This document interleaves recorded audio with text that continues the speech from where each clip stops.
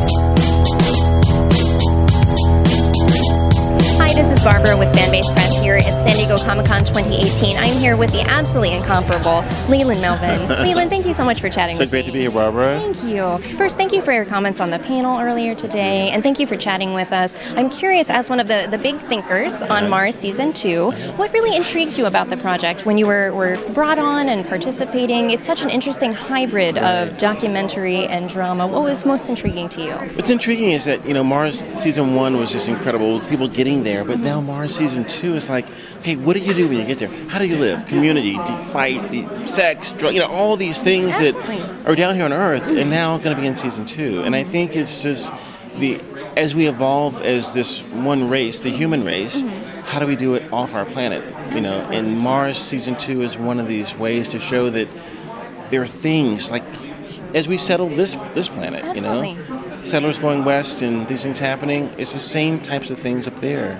colonizing a new body. Absolutely. And a big part of that, one of the things that you're mentioning is, and tackled on the show, is the disparate means between the government funding versus the private funding. What are your thoughts on that? And even with our current endeavors towards space travel, what are your thoughts on the differences between the two? Well, historically, the federal government has been the one with the dollars to do this type of exploration, and now we're seeing with Elon Musk and Virgin Galactic and other people that, private industry can actually do this. The key is to make sure that we do it in a way that's sustainable and safe, and that there is not too much conflict between the two, because the scientific mission of the government agencies is to get the data and get the resources, but the other side is to make money. Absolutely. And so there is a constant tension with those two, and I think that's natural, but how do we do it in a safe way? Absolutely. And it's all about leadership, too. Yes, which we are in need of.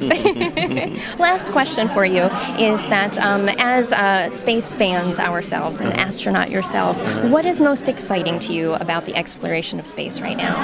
The most exciting thing about the exploration of space is to see how inspired people get when you see someone going off planet and they have this overview effect and this orbital perspective, and to see children, when you come back home, they say, I want to be like you.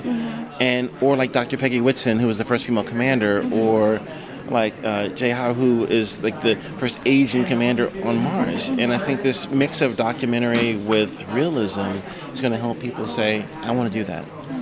Well, thank you so much for your time. I really appreciate it. Thank you. No problem. This is Barbara again with Fanbase Press. You can find more interviews like this at fanbasepress.com.